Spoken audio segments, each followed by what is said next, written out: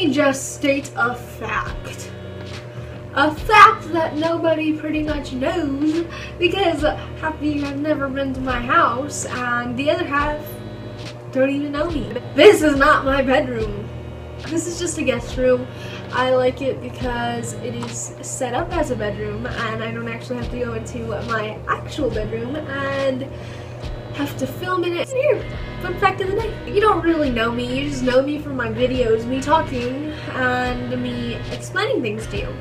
But you don't know me like personal stories. Go get a little cozy in here, make sure you get that cup of tea, cup of coffee, cup of something, because we're about to get real. It is probably about fall where you're at. It's most likely around 70 degrees. It's still 90, so if you're with me, go take off your clothes and go put on a bikini. This story is going to be about a creepy stalker that I did have.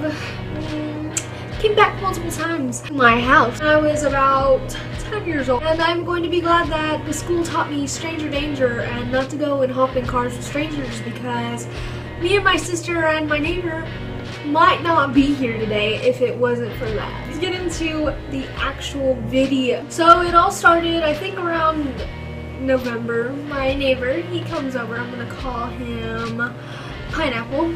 So Pineapple Head comes over and he is over here like we always do. We'll play kitchen or we'll play Barbies or something. So all three of us are just playing in the garage and Pineapple Head and Chloe and I are just chilling. The adult comes over and gets out of his car. And us three were just like, oh hey, who are you? And he just says, hey, are your parents home? I forgot to mention that the whole time that he was talking to us, he had his hands in his pants, so that makes it a little creepier. And we say, yeah, they're in the house. Do you want us to go get them for you? And he says, oh no, don't go get your parents. It doesn't really matter. We don't want him. I just need you guys. and in my head I was just like, Oh my god. And so my sister Pineapple Head just walk out, and he's right here, the guy, and they're just right here, and they're like, oh, what do you need help with? He's like, oh, if you guys can come in my car and help me find my dog, that would be really good. And so I'm just like, guys, I think we should go inside and go talk to our dad about this. Like, this is an adult situation. and they say, No, it's okay, like, let's go, it's okay. so I scream for my dad. I'm like, Dad! Dad! he's like, he doesn't listen, come on. So, but the guy sees that he's coming. I'm like, My dad's coming for you. and he jets back into his car and jets off down the street. Now we're in my house and we're back outside. I tell my dad what happened. He's like, okay, if he comes again, get me. Well, 30 minutes later, he comes back and he's just circling around us, like our street, like we just see him coming by and passing. Then finally he decides to get back outside. And when he comes back outside, he's just like, oh, Hey, we found my dog, but we lost my cousin. Can you help me find him? Like, he's really important and we don't want him dead. and we just all freak out. But my sister, I don't know what goes through her head. She's like, Okay, sir, you seem like a nice guy, so, like, I'm gonna go with you. why was she thinking this? Chloe, why were you wanting to go with a random stranger you have never met in your life? Well, she goes with him, but up to the driveway. I'm like, I'm gonna go get dad. So I get my neighbor, he goes and gets my dad. He's like, John, your daughter's trying to go with a random guy. and so he goes outside and the guy jets off.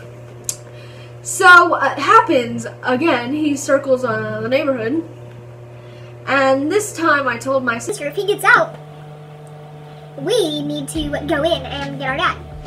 so we are all just waiting at the step, because at our porch we have a step, so we're just playing Barbies on there, and we see him trying to pull up.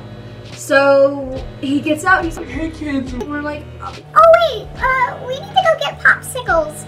Even if there was our freezer full of popsicles outside, like, he had hit us up with popsicles. Like, he was like the popsicle hitter-up man. Like, he gave the neighborhood popsicles. He was like the ice cream man.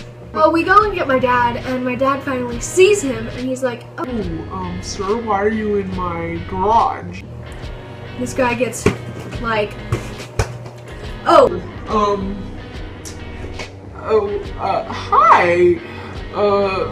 You were in the army? Me, I used to be in the army too. My dad's just like, Whatever, dude. so this guy is still trying to play off that he's in the army. He's like, yeah, and he lifts up his shirt, and like, he has like pimples and like stuff just flying off of him. And I'm just like, the Pineapple Head and my sister are in the house, I think, or Pineapple Head went home. I don't remember. This was like in 4th grade.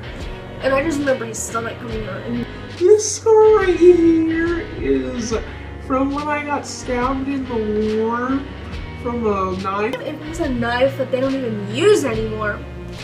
And the first thing in my head, like, I'm like, oh my god, I learned that all about from that line. That's where your right appendix is supposed to come out. and it was right. He didn't get stabbed. It was a freaking appendix. He like said that he got stabbed, but in reality, it was just a freaking appendix taken out thing. He's like, yeah, I got, whatever, dude.